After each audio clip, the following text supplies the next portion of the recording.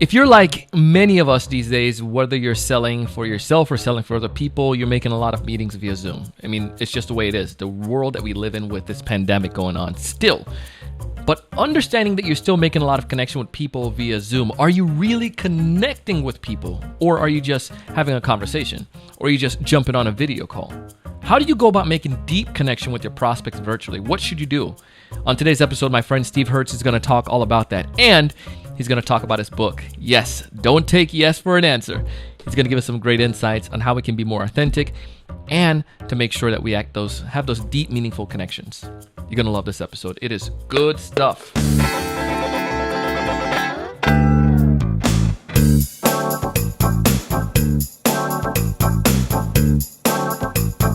Hey, everyone. Welcome to another great episode of the Sales Evangelist Podcast.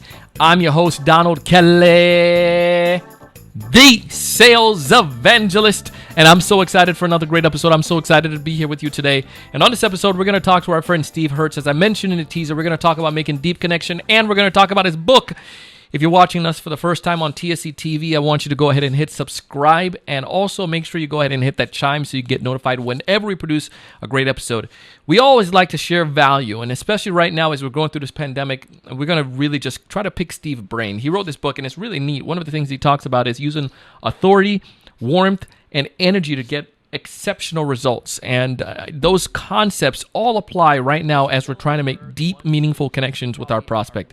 Anyways, we go into this episode. He's going to give an introduction to himself, but then he's going to go into talking about how some of these principles apply to the book, and then also we're going to tie that back to what we're doing right now with making some deep connection. Anyways, let's go ahead and check out the episode. Welcome to the show, Steve.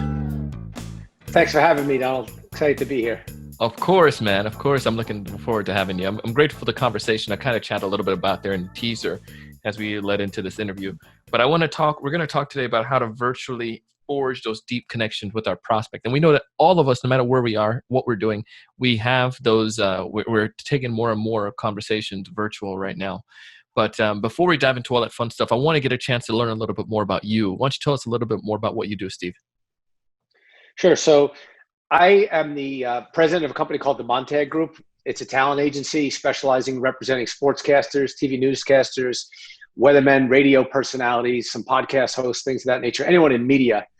And over the last 4 years, I've kind of also become a coach to executives, CEOs, and anyone involved in wanting to improve their communication, to get more sales, have more customers, have more influence. And that's what was kind of the impetus for me writing this book, Don't Take Yes for an Answer. And that's find that interesting because as a sales rep, I'm thinking about, yes, of course I want to hear yes. Yes is like, yes for the appointment, yes to sign the deal, yes, I'm interested. But I'm sure we'll dive a little bit deeper into it, but maybe we could do it right now.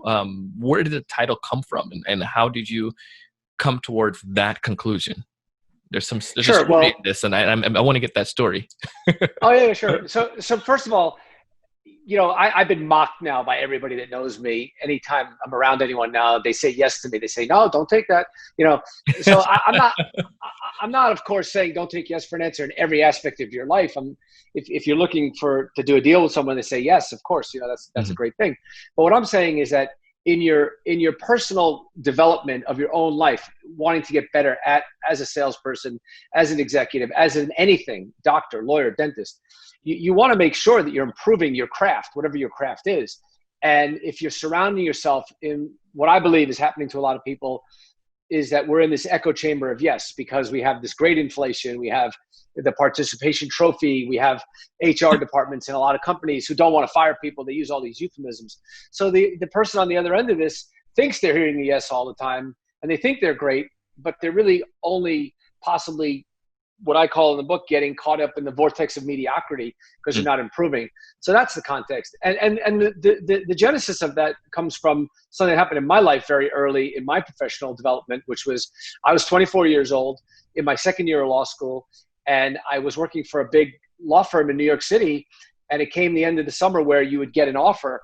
And I was one of 30 kids working at this big law firm, and I was the 30th person to go in for the, kind of the verdict, so to speak. And all 29 of the students before me had gotten an offer from this firm. Wow. And the managing partner came in, and he said, look, I know that if we don't give someone an offer, it's kind of a black mark on their resume, and it's really hard to overcome that. And so we really struggle with this decision if we don't give someone an offer. So in your case, it was very easy. We're not giving you an offer. And we just don't think you're that good at this. We just don't think you're really cut out to be a lawyer. We don't think you have the right skill set, the right mindset for it. We don't think you're committed to it.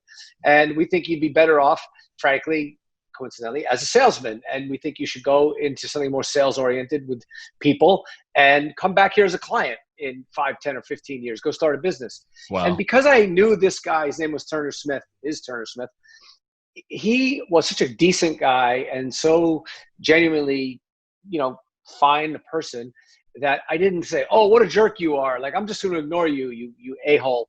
No, I thought, okay, this guy must be right. And as I thought about it over the next few days and weeks, it really changed the entire trajectory of my life. And because I got that no, and it really was impactful, it forced me to do a lot of soul searching and to do better and to go into a different field. So that's where the title comes from. Interesting. So it's better to go get quickly to the no rather than a fake yes is the idea. 100%. I knew a guy, this guy, Barry Summers, who was a very successful Wall Street guy. I've lost touch with him.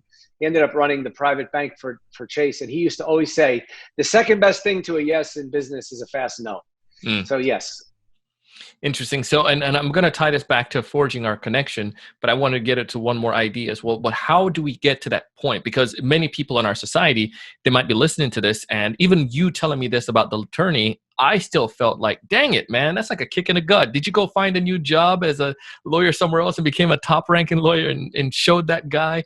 Because in our society, we're thinking that we need to do that validation or we need to, prove people wrong. But in your case, you're saying, well, forget that. I need to go find what I really was cut out for. But how do we get to get people to be like that attorney that they're willing to say no? Because many of us are going to be don't want to push the needle, don't want to be the bad guy.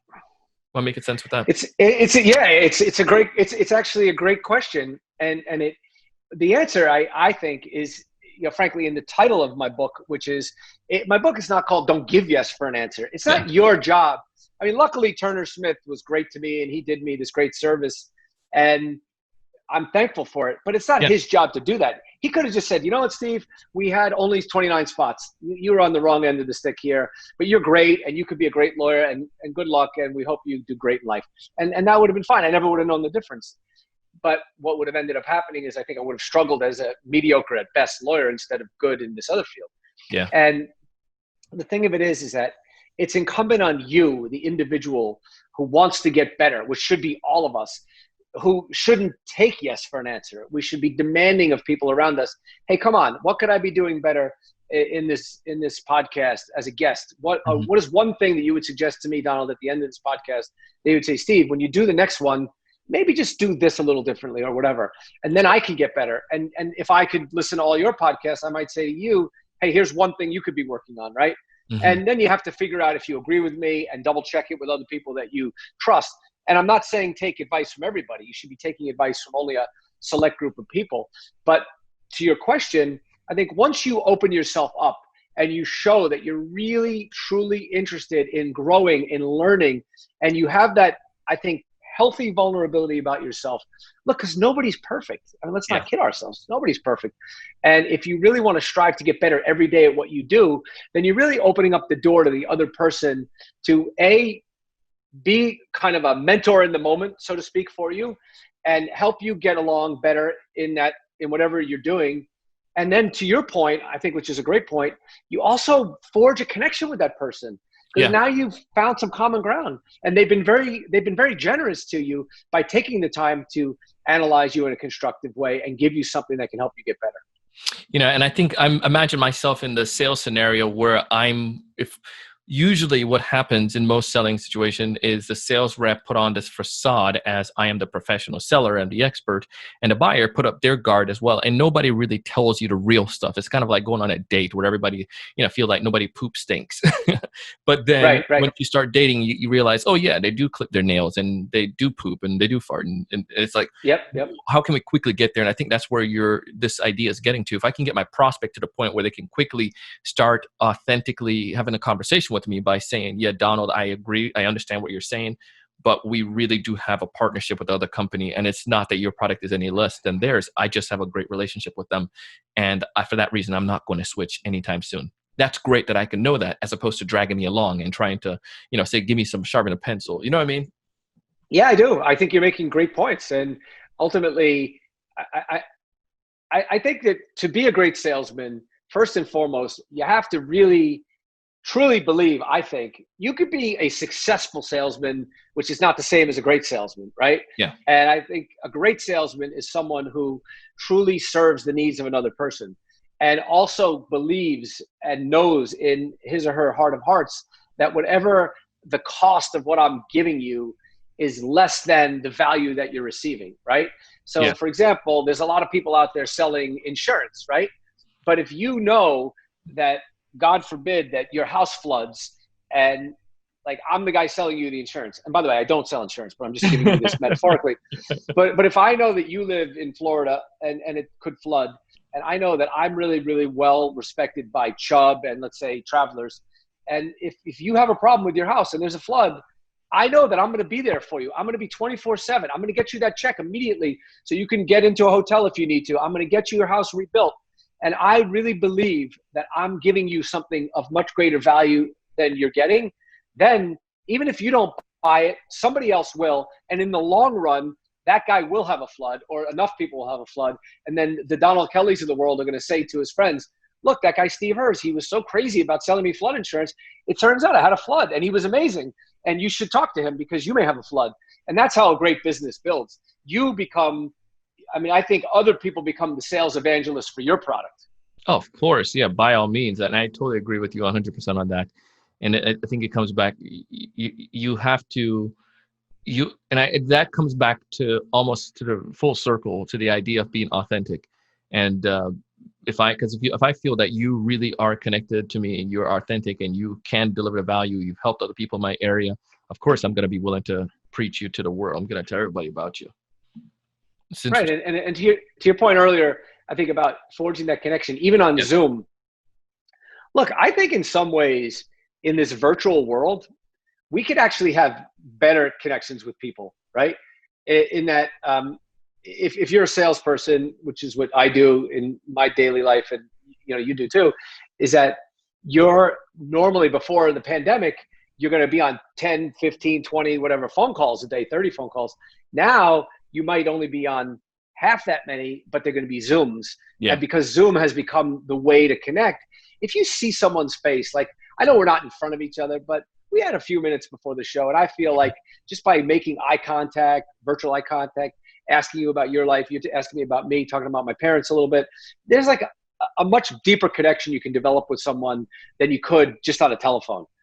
So I think in some ways, Zoom is a gift to people. Oh, for sure. And I wanted to lead the conversation right there. So what are some of the stumbling blocks that hold people back, though, from really doing that on Zoom, from really forging that true connection right now? Well, I think it's a couple things. One is, I think one-on-one Zooms, you shouldn't really have a great difficulty with that. I think if you're smart, look, save some time in your day. Don't make each call 5 minutes. If you're making each one of your sales calls 5 minutes, then it's just a transaction to you. Yeah. And I think you're in the wrong business. And also, if you spend a half an hour with each person, then you can really delve into asking that person questions about what's important to them. You could also ask them questions about them, get to know them, get to understand where they are in the world, what their business is like right now. Can they even afford your product? Maybe they can't, and that's okay. But maybe in 6 months or a year, they will be able to afford your product. And if you tell them, look, my product's not for you right now, it's too expensive given where your business is, they'll respect that even more than if you tell them, hey, buy it anyway, right? Yeah.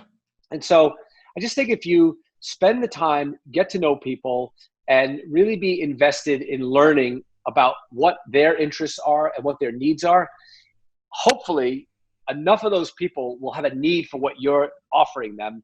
And over time, you'll sell enough of that to them. Look, I'm not in the, I've been in the same business for almost 30 years. I've had my own business for almost 25. And I've had many of the same clients and customers for the entirety of that 25-year period. So I'm not in the short-term transactional sales business game. That's not my thing. And like, I just really believe that the best customer, honestly, is your current customer, and maintaining that customer and getting new customers from them is really the way to grow a business. It is. I mean, it's the only way, I think, well, not the only way, but it's one of the most effective and easiest process, because if I can make an authentic relationship with you, then you cut out, and you realize somebody else that can help me, you cut off a huge chunk of my sales process next time going around if you refer someone to me, because now I don't have to impress them anymore per se. You did that already. It's just more of the going with the dialogue. But I want to keep going now with this forging this virtual connection. There's a couple things that you talked about in your book, and one of them I had a little note here was around your objectives. Authentic body language, and especially with Zoom when we're doing these videos. Let's talk about authentic body language. How can we create authentic body language when we're talking to a prospect or with anyone? Well, I think it's a great question, and frankly, even though I wrote the book, I don't really have the exact answer for that for everybody. What I think it comes down to is, you want to become a certain type of person in your life, and you want to be comfortable in your own body language, be comfortable with yourself, relaxed if you can, sit up straight, have good posture, make good eye contact. And I think if you can do that and make that a habit in your life, then when you're on a sales call or you're in an important meeting with a customer, you're not acting a certain way. You're just acting consistent with your life. And what I try to say in my teaching is that what happens often is that we end up with bad habits, right? And we don't even know that we have bad habits. For whatever reason, they develop for all of us. And so you may sit hunched over, or you may tilt your head a certain way, or you may not make eye contact with someone when you're talking.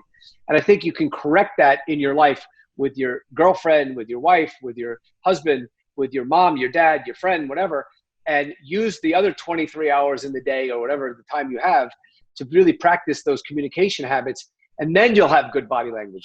So for example, right now, when I'm talking to you, I just want to feel, I don't know if I've pulled it off, but I hope I have. I just want to feel relaxed. Yeah. I just want to feel like, you know what, we're just having a conversation, and I'm not trying to prove anything to you. And if there are people that are listening to this podcast who after 5 minutes turn it off and say, God, I just can't stand this guy, I think no, I mean that sincerely. I think that's okay. Not you, by the way. I'm talking about myself.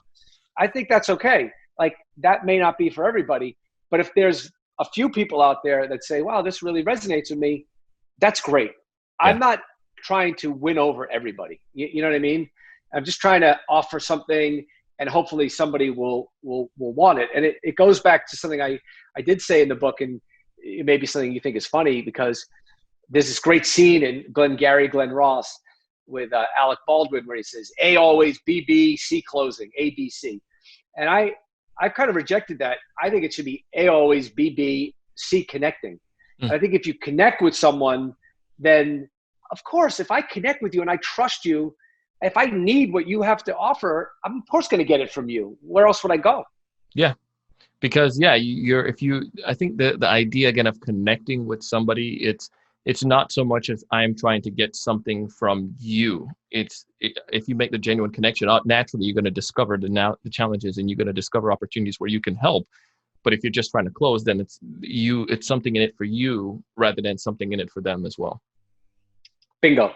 You nailed it. I'm learning from you, man. Let's talk. You talk in the book about the warmth in our presence. So being receptive and acknowledging others. Do you mind if we talk about that for a little bit? How can I make sure I'm practicing that, especially when I'm doing Zoom conversations? Well, I think you're doing it right now. I mean, you've been doing a great job for the last 20 minutes here. You've made me feel very welcome in your home, so to speak. It's your show. I've been on a lot of these podcasts, and not everybody does that. You really have acknowledged me, my book. You've acknowledged my perspective on things.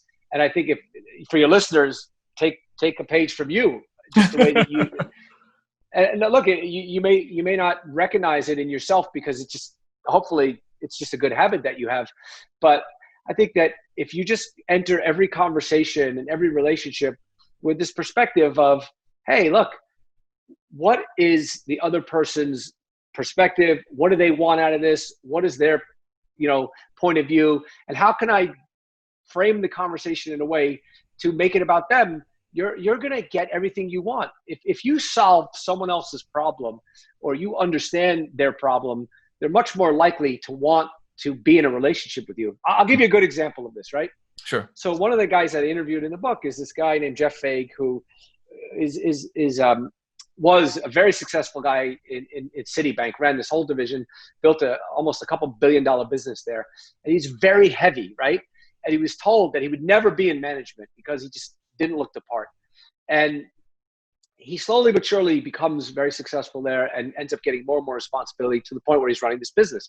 So I asked him, like, why did this happen for you? How did you become, a leader? And he said, well, one of the things that his bosses started noticing about him is that in his division, he had almost no turnover at all of anybody that was considered key or important in the bank. And banking is known to be, like, people get offered at Goldman Sachs, and it's a very competitive world. There's a lot of turnover in that world. And I said, well, how'd you do that? He said, well, first of all, I cared about my employees. They knew that. And whenever someone got another offer, I would sit them down. And the first thing I would say to them is, well, let's talk about this, Donald. You got an offer from Goldman Sachs. Is that what's best for you? Why is that a better choice for you than staying here? And let's think about it. And let me try to help you figure that out. And if it is, I'm going to walk you out the door and I'm going to tell you, take that job. And I mean that. And people trusted him on that. And then he would say, okay, these are the pros of going there, but understand, we have already demonstrated to you how much we think of you and not just what I'm saying today, but what we've demonstrated in the past and what we know is coming to you in the future. We feel very strongly about you too. It's not an accident that they want to recruit you. And he said 9 times out of 10, if not 10 times out of 10, by framing the conversation in a way that so acknowledged the other person, they trusted him and ended up staying with them. And I know this guy, I've gotten to know him really well. He's not a manipulative person. He truly comes at it from that acknowledge first mentality. And, I think one of at least one of the thoughts that resonated to me right away from hearing this, it's like, if you have nothing to gain in a fight, really. I mean, I guess in his situation, retaining the employee, but if he went at it to say, you know what, I want to, if I can really, I guess it just built the credibility based on the simple fact that he had nothing to gain, but he had something to lose. He had something to lose in the sense that I'm going to lose an employee and then have to go find a new employee and go through the hiring process, which could be disastrous. But if I have nothing to gain by me helping you figure out if this other job is good for you and you going there, in my mind, I would say, really, why is he really trying to help me to do that? Well, it's just really that he cares. And am I going to find this type of connection, this type of leadership, this type of love, this type of empathy when I go to this other place? And sometimes people probably think, it's already good here. Why go try to figure it out somewhere else? Exactly. And I don't think most people will leave a job for a relatively small amount of money. Maybe they'll leave for a lot. But I think you're right. The thing, though, that I think he's done a really good job with, and others I've seen in a similar situation, is that they do have something to gain, or actually something to lose, because their identity and their capital, so to speak, with their colleagues is they have a very high level of trust. And if he violated that trust with one person and manipulated them to not leave, the other people would soon see that, and then he would lose that trust with other people. That's true. And I think there are examples where, and it's very hard for a business leader to do this. I've been in this situation. There are examples where it's better for a person to leave. And I had a guy once came to me, his name is Ari Mark. He's now a senior VP or maybe executive vice president with the Miami Dolphins. Woo-hoo. And connect me with him, man, so I can get the tickets whenever we open. I'll hook you up with him after the show. Great guy. So here's a good story for you real quick. He was working for us. And he came to me, he asked me to have breakfast, I don't know, it's probably 10 years ago. And he said, I'm coming to you as a friend and a boss. He said, I love working for you, but I've always wanted to work for the NBA. And I got a job in sponsorship with the WNBA. But I know that if I do that for a year, it'll lead me to a job in the NBA. And he said, as my friend, what should I do? As my boss, what should I do? And I said, Ari, as your friend, you have to take the job. And I said, and as your boss, I hate to tell you, but you have to take the job. It's harder for me to say it as your boss, but knowing that your heart is not in this business that we're in for the long run, and knowing what your goals are, it's an easy call. I was very sad about it, and we're still very close to this day. But you know what? He ended up going to the WNBA. A year later, he got to the NBA. He thrived at the NBA. 5 years later, he got this great job with the Dolphins. And you know what? Like, I'm so proud of him. And ultimately, I do say this to my employees, the most important thing in your life regarding your career should not be my business. It should be your career. And if we can figure out a way to align those goals together, that being at the Montag Group is the best thing for you individually, and then great. We want you to work there for the next 50 years. But at some point, if those goals conflict and we can't get them back in line, I get it. You should leave. Yeah. Well, I can't think of any other better way to end the interview besides that. That was that was just like right on there and on point with it. And I think if we can practice some of those things, it's going to help us to be able to forge this better connection as we're having more Zoom meetings, but also forge better relationships with our clients, with our teammates, and with those that we lead. If there's one major piece of advice you would like folks to leave with, Steve, what's that one major advice? I think the best thing you can learn, and I'll share this for myself, is that I have spent the last 4 years researching, interviewing, and writing a book on how to become a better communicator. Mm-hmm. And I can't tell you that there's anybody on earth that needs to read that book more than me. No, I'm not being facetious, and I'm not being humble. It's uncovered so many things about me that I could be doing better. So the point is that we all need to constantly be in an improvement mindset. And so I don't care how successful you are, you may have great warmth, great energy, keep practicing it, keep getting better at it, because if you don't, it will atrophy. So that's my one most important piece of advice. Well, we appreciate you, and we appreciate your warmth and your authentic nature and the insights that you're willing to give us so freely. If folks want to get connected with you and to build that connection, to forge that connection with you, what's the best way for them to go about doing so? Sure. Anybody can email me directly from my website, which is www.stevenherz.com. And you can find out this podcast will be up there, and every article I've ever written, and, you know, all my social media stuff is up there. So if you want to connect with me, just go on that website and send an email or follow me on Twitter, LinkedIn, and send me a direct message. And I guarantee I'll get back to you within a day. Done. We'll go ahead and we'll put that stuff in the show notes as well. And folks can get access to the book there as well, I imagine. Yeah, of course. And there's a one-click link to buy the book on Amazon, Barnes & Noble, or anywhere if they want to buy it. And by the way, if people are on the fence and they just want to kind of sample the book, there's an 8-page free guide to the book that you can download right from the website as well. Boom. There you go. Talk about value. There you go. Hey, Steve, I appreciate your time. I appreciate you. Thank you so much for coming out on the show today, man. Thank you, Donald. It's great to see you. Great to be here. Thank you.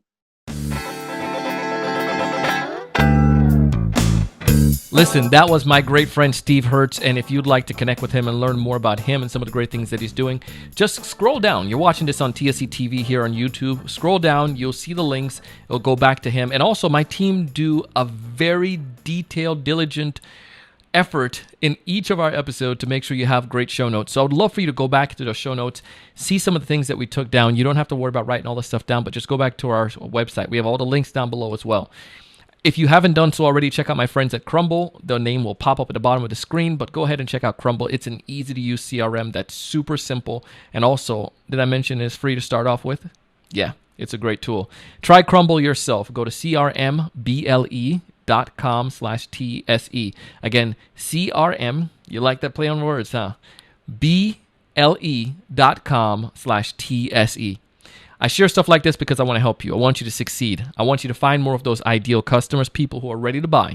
I want you to know what to say when you actually connect with them, and I want you to close more deals. But most importantly, I want to challenge you each and every single day to go out and do big things.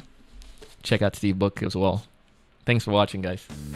Hey, thanks so much for taking the time to watch this video today. If you enjoyed the content, I ask you to go ahead and hit that like button, that thumbs up at the bottom right-hand corner. Also, to make sure to subscribe if you haven't done so already.